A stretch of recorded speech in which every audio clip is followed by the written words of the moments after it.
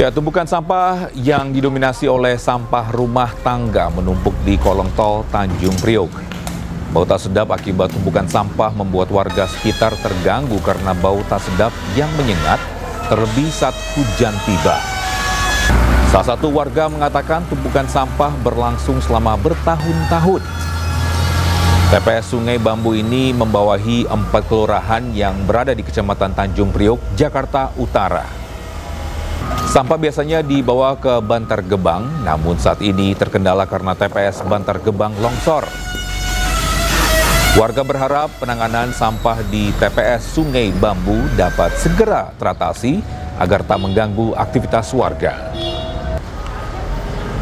Ini udah mau sampai nyundul itu tuh, jembatan itu, layang. Jalan tol? Iya, layang. Kemarin aja itu, sekarang udah mending, udah enak. Kemarin mau sampai numpuk, makanya kalau dikeduk-keduk tuh, diangkat-angkat, baunya sampai nyengat banget. Kalau bau sekali. kamu sebenarnya memang lagi kendala ini kan kamu lagi banyak ya posisinya. Kita lagi grebek, istilah kata grebek nih ya, grebek sampah biar maksimal sampah ini semuanya biar kita tuntasin. Kita targetkan sampai Jumat depan nih, istilah kata semoga aja tuntas. Karena kita kendalanya kadang di Bantar Gebang ya. Bantar Gebang kendala kita kalau memang di sana musim hujan nih.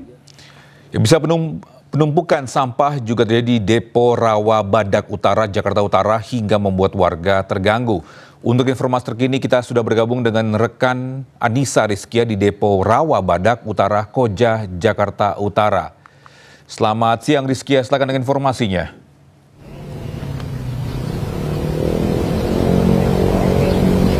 Ya, Togi dan juga pemirsa, kali ini saya akan menggambarkan situasi dan juga aroma yang saya hirup sejak pagi tadi hingga siang hari ini.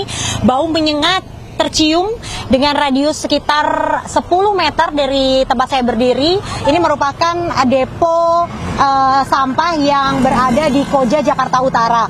Memang beberapa hari terakhir ini sampah menggunung tidak hanya di area depo, melainkan di sepanjang jalan raya tempat saya melaporkan ini, karena memang adanya imbas yang terjadi longsor di Bantar Gebang mengakibatkan sampah-sampah ini tidak bisa dibawa ke tempat pembuangan akhir yang ada di Bantar Gebang. Dan kini sudah mulai diatasi oleh pemerintah setempat. Hari ini sudah mulai ditambahkan armada sebanyak 2 buah mobil pengangkut truk sampah yang sebelumnya hanya 6 mobil, yaitu diperkirakan sekitar sehari dapat menampung sekitar 48 ton.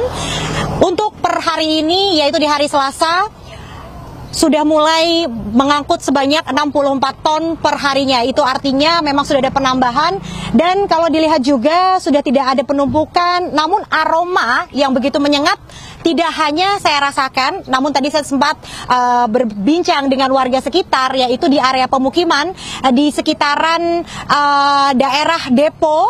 Bisa dilihat, juru kamera saya Andri Setiawan akan memperlihatkannya di layar televisi Anda. Ini jaraknya 50 meter pemirsa. Mereka sangat meresahkan, aroma yang begitu menyengat. Puncaknya itu di pagi hari, yaitu semakin siang aromanya memang sudah mulai memudar begitu ya. Namun mereka berharap agar pemerintah bisa segera mengatasi dari adanya aroma yang tak sedap dan juga pencemaran yang ada di air sekitaran dari depo tempat saya melaporkan. Tidak hanya itu, juga mereka berharap agar pemerintah segera mengatasi agar tidak terjadi penumpukan berulang di kemudian hari, dan mereka pun juga bisa tinggal di sekitaran depo ini dengan nyaman dan juga aman. Demikian saya kembalikan kepada Togi yang ada di studio. Ya, Anissa, apakah informasi kapan rencananya sampah-sampah ini akan dibersihkan secepatnya?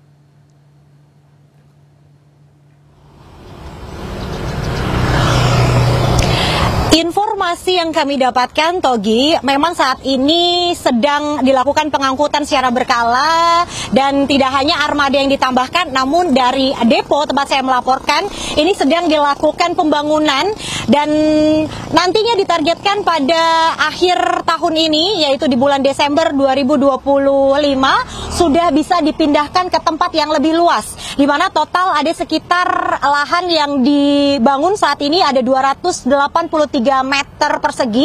Itu artinya nanti penumpukan sampah yang Jadi di depan ini akan dipindahkan ke dalam, di area dalam. Tempat saya melaporkan ini sekitar kurang lebih 50 meter jaraknya. Dan itu tempatnya lebih luas dan lebih memungkinkan untuk warga yang ingin membuang sampah. Volumenya ini bisa ditingkatkan dari hari-hari biasanya. Kalau hari biasanya ini depo sampah ini bisa menampung sekitar lebih dari 64 ton. Namun diperkirakan nantinya juga bisa ditambah kembali volume dari sampah-sampah yang bisa ditampung tepatnya di depo Koja Jakarta Utara ini. Untuk sementara, Togi, saya kembalikan kepada Anda di studio. Baik, terima kasih Anissa Rizky atas informasinya. Melaporkan langsung dari Depo Rawabadak Utara, Jakarta Utara. Selamat bertugas kembali.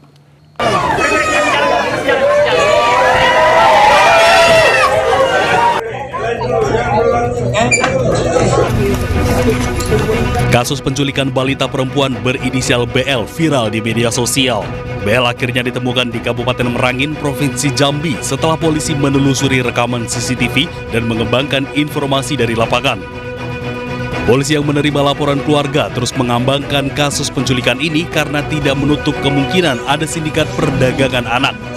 Kasus penculikan BL menemui titik terang di hari ketiga pencarian.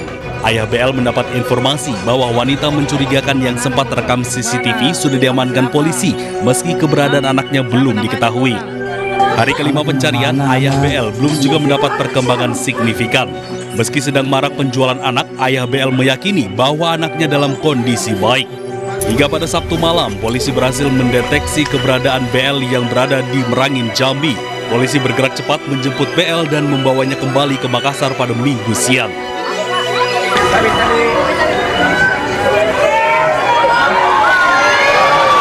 Puluhan warga dan kerabat menanti kedatangan BL. BL digendong keluar dari mobil dengan pengamanan ketat polisi. Bocah berusia 4 tahun ini langsung disambut penuh haru oleh keluarga, terutama orang tuanya. Usai menjalani pemeriksaan kesehatan, Kapolrestabes Makassar, Kombes Pol Arya Perdana, lalu menyerahkan secara resmi BL kepada pihak keluarga.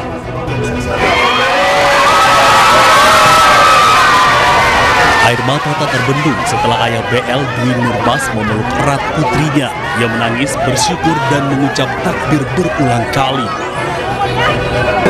Semuanya, semua jajaran Polri dan sosial media enak. Terima kasih banyak semuanya, anak kami baik, ya Allah, ya Allah, ya Allah. Sebelumnya, BL hilang dari kawasan Taman Pakui Sayang, Makassar saat sedang menemani ayahnya berolahraga. Kala itu, BL memilih bermain di area playground bersama anak-anak lainnya. Tak lama ditinggal ayahnya bermain tenis, suara BL tak lagi terdengar oleh ayahnya. Dalam penyelidikan, BL terekam CCTV telah dibawa seorang perempuan bersama 2 anak lainnya dan menjadi korban penculikan. Dari Makassar, Sulawesi Selatan, Tim Liputan iNews melaporkan. Ya, Kapolrestabes Makassar, Kombes Pol Arya Perdana terkait kasus sindikat tindak pidana perdagangan orang lintas provinsi menyampaikan salah satu pelaku sudah melakukan penculikan balita ini sudah 10 kali. Ini sudah 10 kali terjadi penculikan serupa. Ini betul Bapak sudah 10 kali? Ya, jadi dari pelaku yang kedua memang diakui kalau sudah 3 kali melakukan. Maksudnya dari pelaku yang ketiga dia katakan sudah 9 kali melakukan jual beli bayi dan 1 kali melakukan penjualan anak, yaitu anak Bilkis. Nanti ini akan kami kembangkan karena memang sampai saat ini pelaku masih kami dalami peran-perannya terkait dengan kejahatan-kejahatan lain. Modusnya seperti apa Bapak? Selama 10 kali tersebut modusnya selalu samakah atau berganti-ganti?